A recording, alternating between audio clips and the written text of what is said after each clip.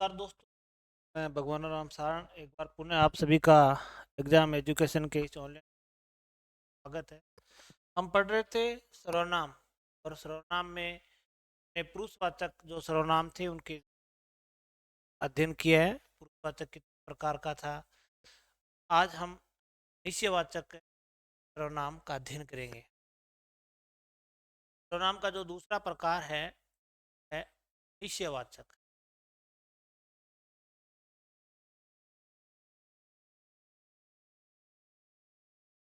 वाचक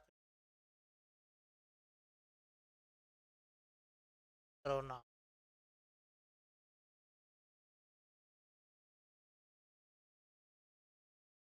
यानी निश्चयवाचक सर्वनाम से कहते हैं, उनके बारे में हम आज अध्ययन करेंगे।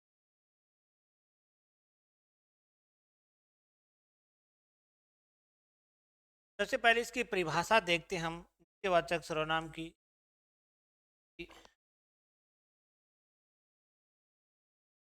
वे सर्वनाम शब्द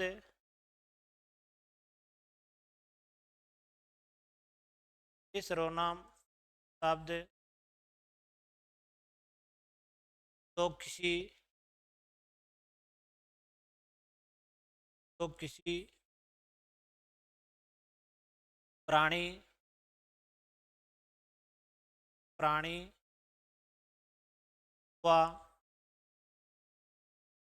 अथवा वस्तु वस्तु की और और निश्चित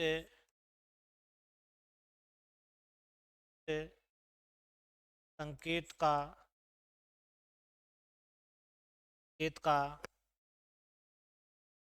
बोध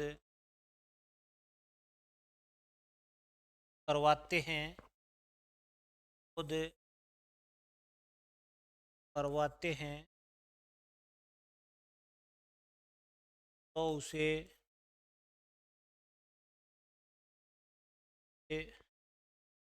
निश्चयवाचक वाचक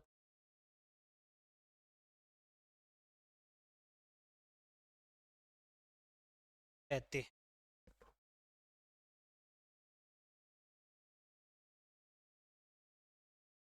ये इसकी एक परिभाषा है कि वे सर्वनाम शब्द है जो किसी प्राणी या वस्तु की ओर निश्चित संकेत का बोध करवाते हैं। हम संकेत करते हैं लेकिन वो संकेत निश्चित होना चाहिए, तो उसे निश्चयवाचक सर्वनाम कहते हैं। कई बार हम संकेत कर लेते हैं नहीं, लेकिन वो संकेत निश्चित नहीं होता है कि आगे कौन सी वस्तु है या कोई प्राणी है, इसका हमें पता नहीं चलता है।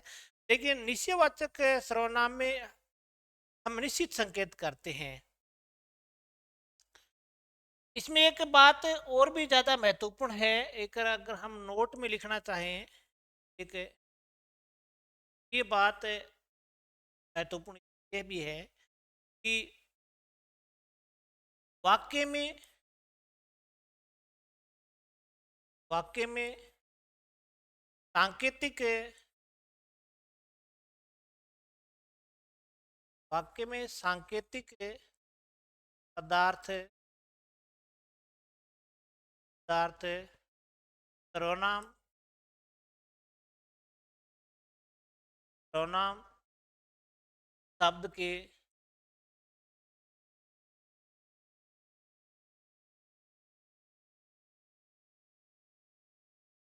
तुरंत बाद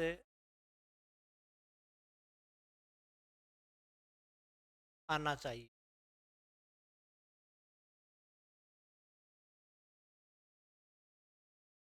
ये जो बात है, ये बात है बहुत महत्वपूर्ण।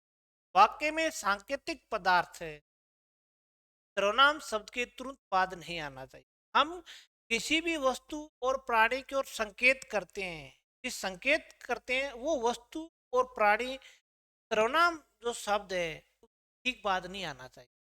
वाक्य में होना चाहिए लेकिन सर्वनाम के बाद, यानी सांकेतिक पदार्थ वाक्य में तो होगा लेकिन सर्वनाम शब्द के बाद नहीं होगा। अगर सांकेतिक पदार्थ वाक्य में नहीं है तो वहां पर अन्य पुरुष माना जाता है। अगर वाक्य में है लेकिन सर्वनाम शब्द के बाद नहीं आना चाहिए, वाक्य में कहीं दूसरी जगह आना चाहिए, तो उसे हमें निश्चयवाचक सर्वनाम। अब निश्चयवाचक जो सर्वनाम है उसमें एक तो यह आता है और एक वह आता है। ये दो सर्वनाम शब्द है जो निश्चयवाचक में प्रयुक्त होते। यह और वह, यह पास के लिए आता है, वह दूर के लिए आता है। ये एक वचन में, इनका बहुवचन, ये सब बातें हम अन्य पुरुष में पढ़ चुके। हम जब अन्य पुरुष पढ़ रहे थे तो इन बातों को हमने वहां पर देखा था। यह पास के लिए आता है, वह दूर के लिए आता है, ये एक वचन है, इनका बहुवचन रूप कौन सा है, इनकी रिलेटिव जो फॉर्म बन रही है वो कौन सी है, ये सब बातें हम पहले देखी है।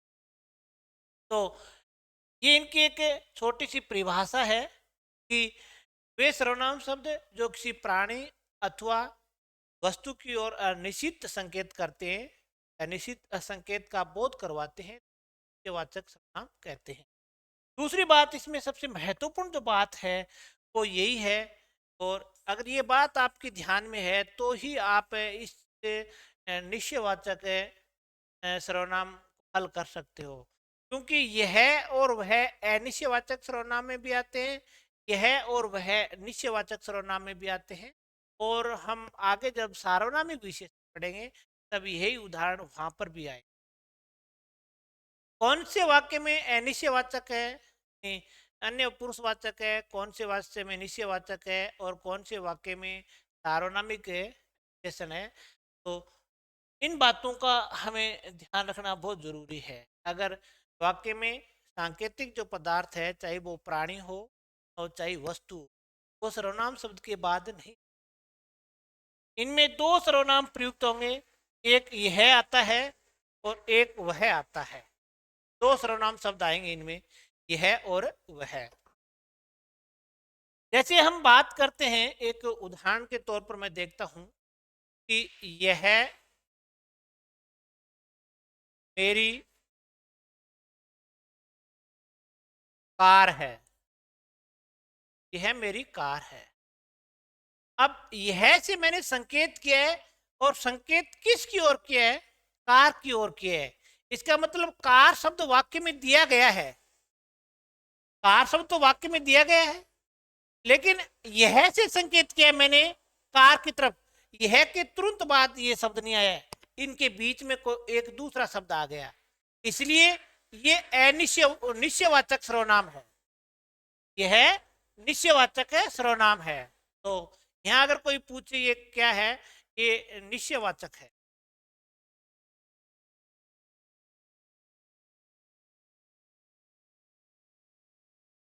अगर हम बात करें, अगर यही वाक्य इस प्रकार से होता, जैसे यह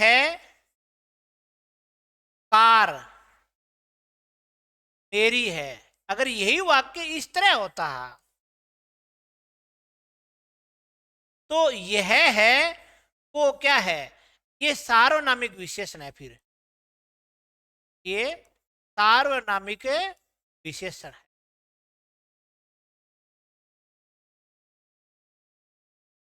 यह क्या है, सार्वनामिक विशेषण है।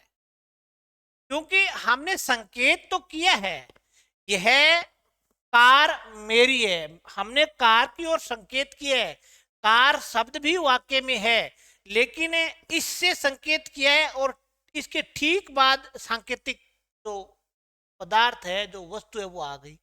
यहां पर हमने संकेत किया था, लेकिन जो सांकेतिक पदार्थ वाक्य में जरूर है, लेकिन इसके तुरंत बाद नहीं आया है।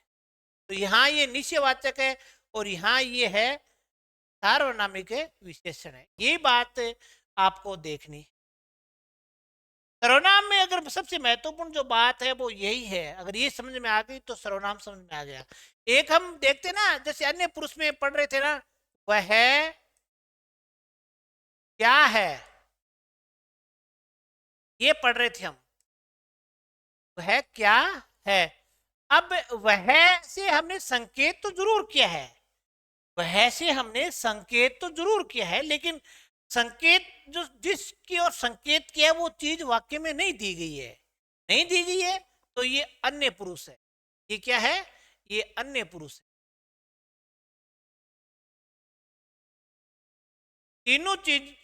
तीनों के उदाहरण आपके सामने है। अगर हम किसी वस्तु की ओर संकेत कर रहे हैं, अगर किसी प्राणी की ओर संकेत कर रहे हैं, प्राणी और वस्तु वाक्य में नहीं है, तो इसका मतलब अन्य पुरुष है। अगर हम किसी की ओर संकेत कर रहे हैं और वो जिस ओर संकेत करें वो चीज वाक्य में है, तो आपके पास दो ऑप्शन बनते हैं। अगर वाक्य में सर्वनाम के बाद नहीं है, कहीं और है, तो निश्चयवाचक। अगर वाक्य में सर्वनाम के ठीक बाद आ गई तो वो सार्वनामिक विशेषण बने। जैसे मैं कहूं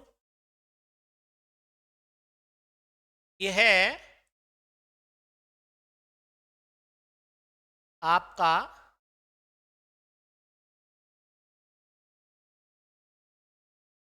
विद्यालय है,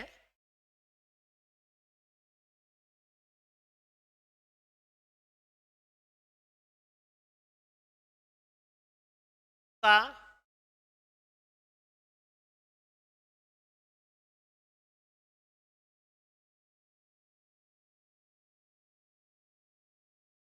विद्यालय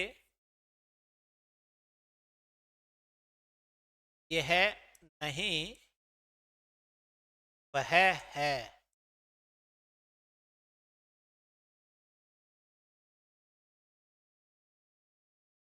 वह तुम्हारा घर है।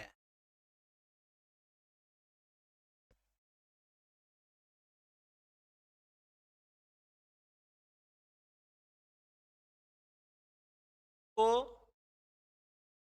यह पुस्तक चाहिए।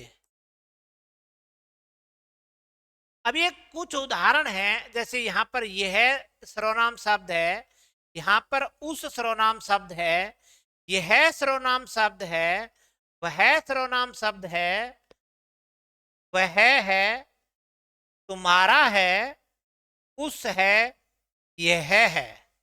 अब आपसे पूछे कि पहला एक उदाहरण देखते हम, यह आपका विद्यालय है, तो हमने संकेत किस ओर के है? विद्यालय की ओर के है। विद्यालय शब्द वाक्य में है तो ये निश्चयवाचक हो गया। पहले में क्या है? निश्चयवाचक है। दूसरा, उसका विद्यालय। अब उसका विद्यालय, उस क्या है? संकेत हमारा निश्चित नहीं हो पा रहा है ना, क्योंकि उस है क्या, ये तो वाक्य में दिए नहीं गए। हम तो कह रहे हैं कि उसका विद्यालय, तो इसका मतलब है कि उसका यहां अन्य पुरुष है।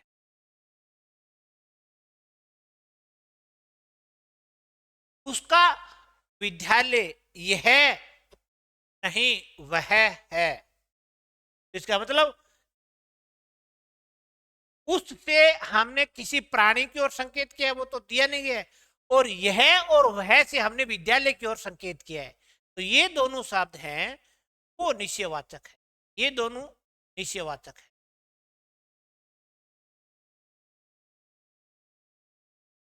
क्योंकि उसका विद्यालय, हमने उस सर्वनाम से संकेत किया है, लेकिन किया किसकी ओर है ये हमें ध्यान नहीं है, इसलिए अन्य पुरुष है। उसका विद्यालय यह नहीं वह है, तो यह और वह से हमने विद्यालय की ओर संकेत। फिर आगे देखा, वह तुम्हारा घर है, तो वह से हमने किस ओर संकेत किया है? घर की ओर किया है, तो ये भी निश्चयवाचक है।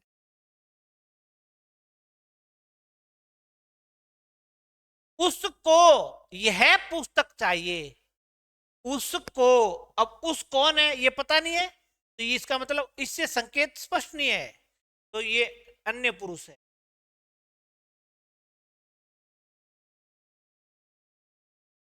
उसको यह पुस्तक, यह से हमने संकेत किया है, लेकिन संकेत किसकी ओर किया है?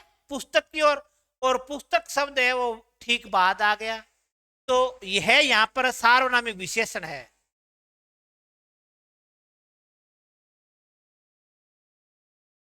सार्वनामिक विशेषण है।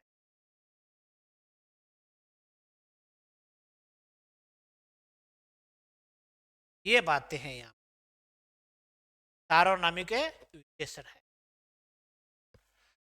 और भी हम इस तरीके के वाक्य देख सकते हैं।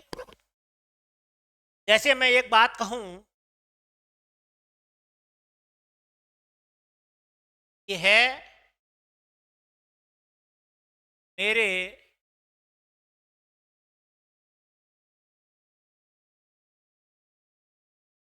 पिताजी की डायरी है। यह मेरे पिताजी की डायरी है। तो यह क्या है? यह से हमने संकेत कैसे किसके लिए किया है? डायरी के लिए किया है। और डायरी शब्द वाक्य में है ना, तो है निश्चयवाचक है। तो यह यहां पर क्या है? निश्चयवाचक है।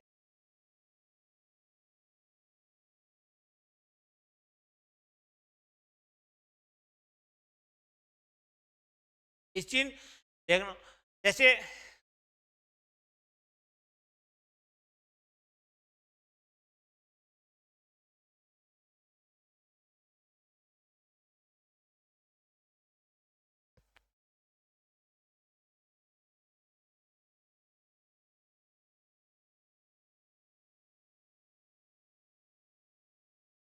यह है उसके साथ इस कार को लेने गया था। यहां पर यह उस इस तीन सर्वनाम शब्द आ गए। जैसे है कौन कौन से? यह उसके, अब मैं कहूं यह उसके साथ इस कार। अब इस शब्द से तो संकेत हमारा स्पष्ट हो गया कि कार की ओर संकेत किया गया है। तो इस और कार शब्द ठीक इसके बाद आ गया, तो ये तो सार्वनामिक विशेषण हो गया, कोई दिक्कत नहीं है। यहां यह उसके साथ, यहां पर संकेत स्पष्ट नहीं है, संकेत स्पष्ट नहीं है। तो यहां ये दोनों शब्द है वो अन्य पुरुष में आएंगे, यहां अन्य पुरुष में आएंगे। इस वाक्य में निश्चयवाचक सर्वनाम नहीं है। ये दो तो आगे अन्य पुरुष में, और एक ये आ गया सार्वनामिक विशेषण में। और भी आप इस तरीके के वाक्य बना सकते हो, आगे भी हम इनको पढ़ते रहेंगे।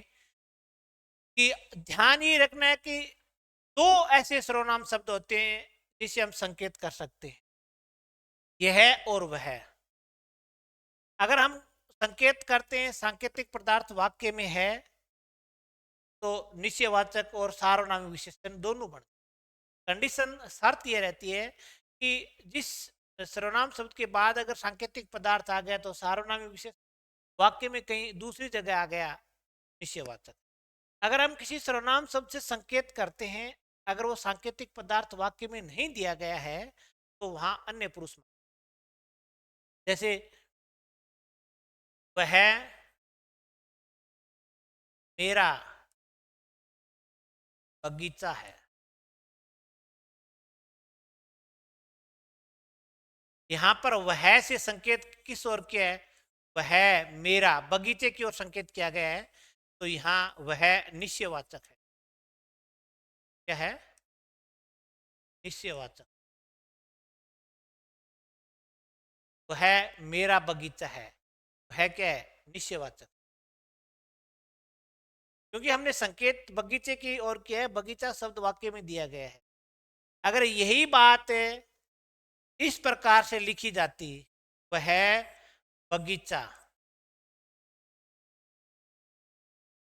मेरा है, अब वह क्या है? संकेत तो हमने इस ओर किया, लेकिन ये ठीक इसके बाद आ गया। वैसे बगीचे की ओर संकेत किया गया, लेकिन बगीचा शब्द सर्वनाम के ठीक बाद आ गया, वह के बाद आ गया, जिससे सर्वनाम से हमने संकेत किया है उसके ठीक बाद आ गया, तो वह सार्वनामिक विशेषण है। और कई बार कहते हैं ना कि वह कौन है,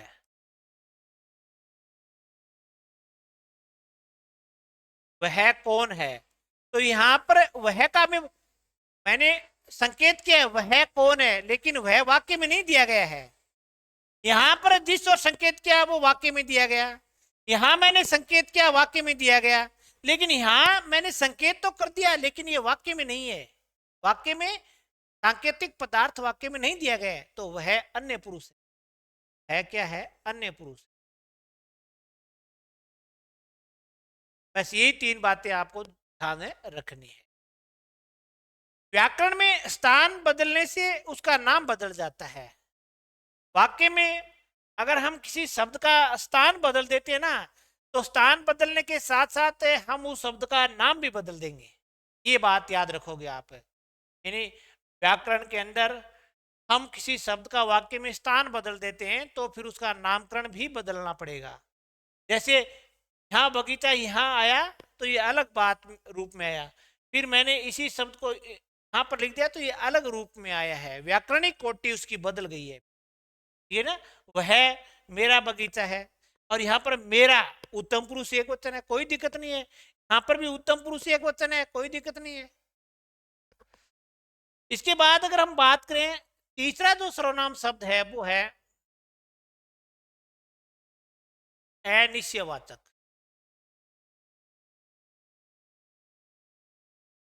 अनिश्चयवाचक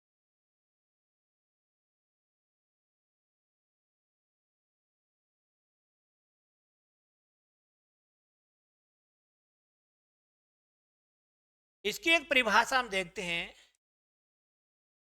वे सर्वनाम शब्द, वे सर्वनाम शब्द तो किसी, तो किसी प्राणी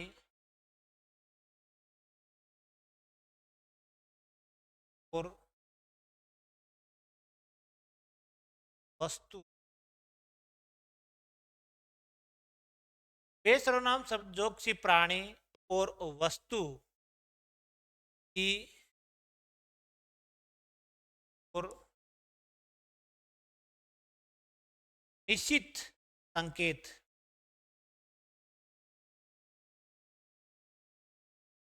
निश्चित संकेत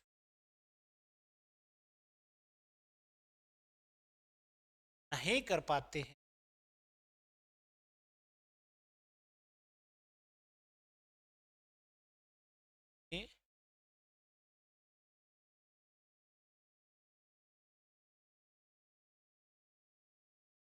वे सारा सर्वनाम शब्द जो किसी प्राणी और वस्तु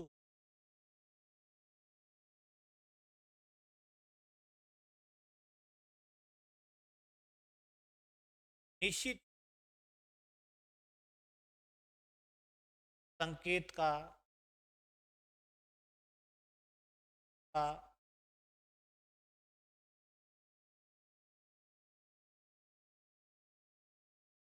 नहीं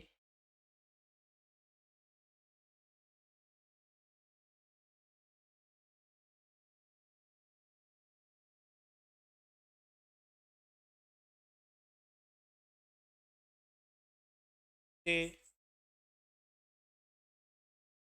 के अनिश्चयवाचक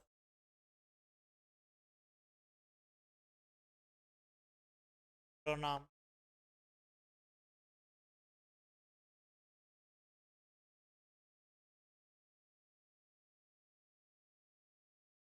यानी वे सर्वनाम शब्द जो किसी प्राणी और वस्तु और निश्चित संकेत का बोध नहीं करवाते हैं तो उन्हें अनिश्चयवाचक सर्वनाम कहते हैं।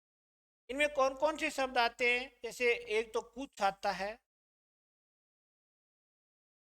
एक कोई आता है, ये दो तो मूल हो गए।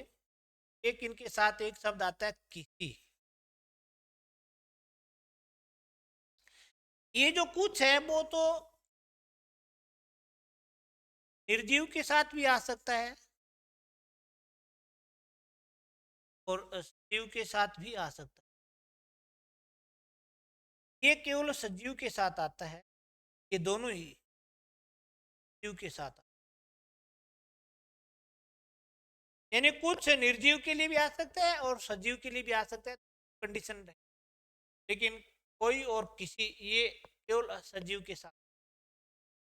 इनमें भी आपको एक महत्वपूर्ण चीज देखनी है वाक्य में। इसमें एक नोट लगाने वाली चीज है,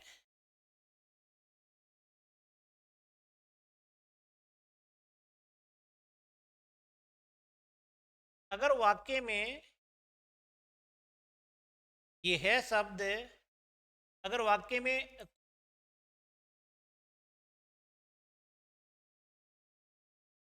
किसी, अगर वाक्य में कोई और किसी अकेले प्रयुक्त होते हैं, अकेले,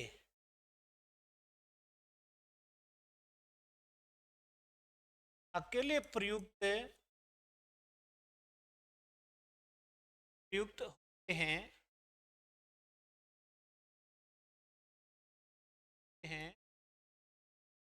तो अनिश्चयवाचक है, अनिश्चय सर्वनाम।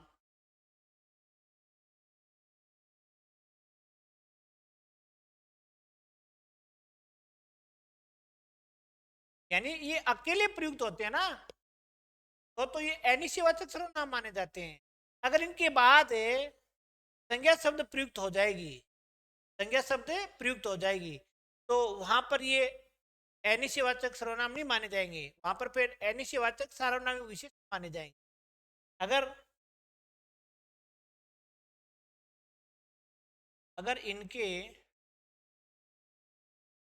के संज्ञा शब्द आने पर, संज्ञा शब्द आने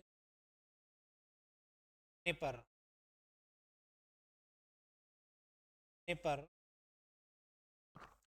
अगर इनके बाद संज्ञा शब्द आने पर अनिश्चयवाचक वाचक सार्वनामिक सार्वनाम सार्वनाम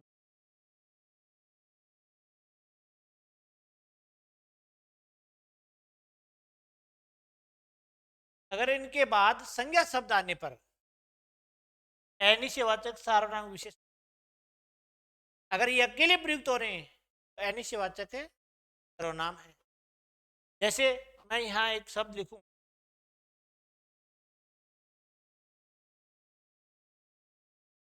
चाय में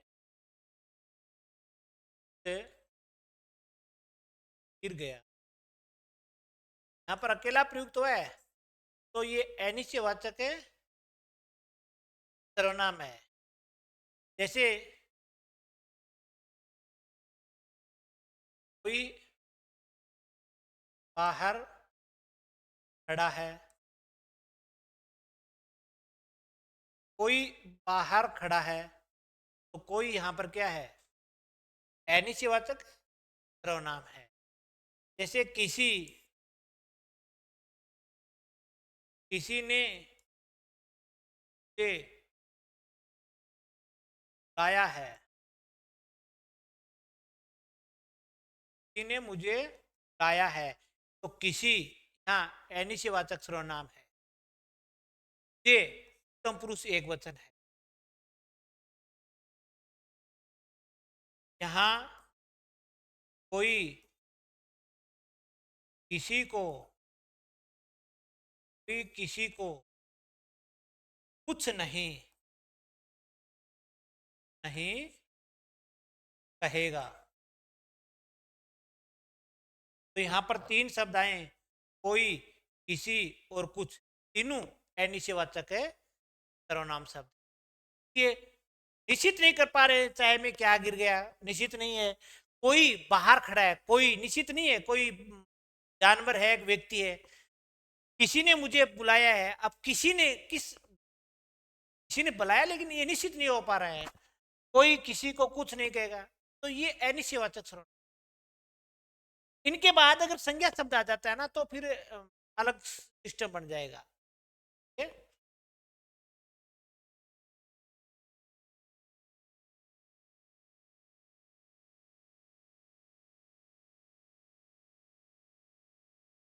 यहाँ किसी को, हाँ, किसी को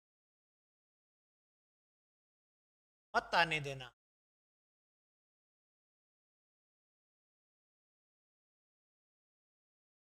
हाँ, किसी को मत आने देना, किसी को का मतलब अनिश्चयवाचक है। अगर इस प्रकार से हो, किसी संत ने ये कहा,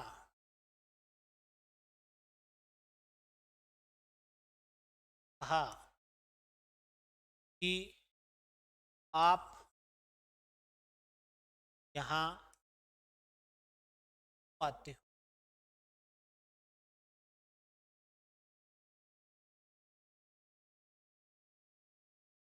तो यहाँ पर किसी संत, थे, आप, क्यों, ये कई सर्वनाम शब्द है। तो किसी से, किसी के बाद देखो संज्ञा शब्द आ गया, ठीक उसके बाद, ठीक, किसी के बाद संज्ञा शब्द आ गया, तो ये तो अनिश्चयवाचक है।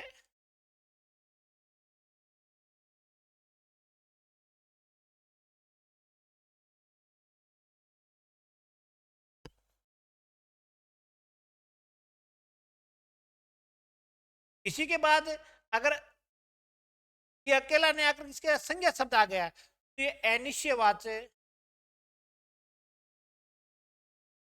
अनिश्चयवाचक है सार्वनामिक विशेषण। सार्वनामिक है। मुझे उत्तम पुरुष एक वचन, आप मध्यम पुरुष है, क्यों प्रश्नवाचक है।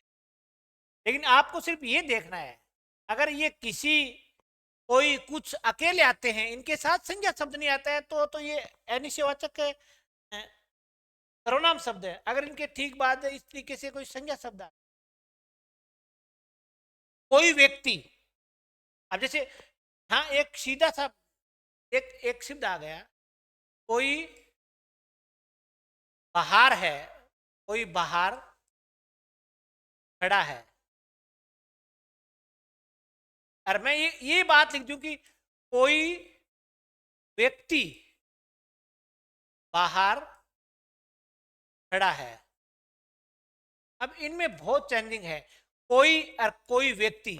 अब यहां पर कोई के साथ क्या आ गया, दूसरे वाक्य में कोई व्यक्ति, इसका मतलब यहां संज्ञा शब्द आ गया, अकेला प्रयुक्त नहीं हो रहा है, तो ये अनिश्चयवाचक सार्वनामिक विशेषण है। और कोई यहां पर अकेला प्रयुक्त हो रहा है ऊपर वाले वाक्य में, तो भी अनिश्चयवाचक, तो अनिश्चयवाचक सर्वनाम शब्द।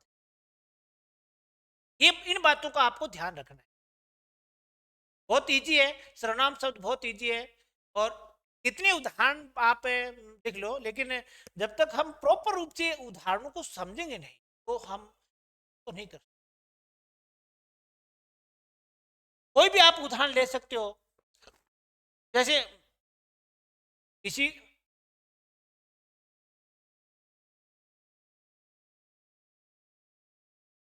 किसी ने आपको यहां लाया, लाया था। अब यहां पर देखो, किसी ने आपको यहां बुलाया था, किसी ने आपको, आप यहां पर क्या है, मध्यम पुरुष है। किसी ने अकेला प्रयुक्त है, तो अनिश्चयवाचक।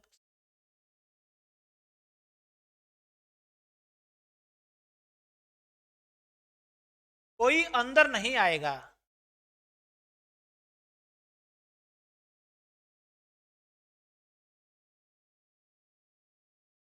कोई अंदर नहीं आएगा तो कोई यहाँ पर क्या है, अनिश्चयवाचक है। अब मैं ये कह दूं कि कोई व्यक्ति, कोई बालक है, अंदर नहीं आएगा तो कोई के साथ संज्ञा शब्द आ गया ना, बालक व्यक्ति है, संज्ञा शब्द होते हैं, तो फिर कोई अनिश्चयवाचक सार्वनामिक विशेषण बन जाएगा। अगर अकेला प्रयुक्त हो रहा है तो अनिश्चयवाचक सर्वनाम शब्द।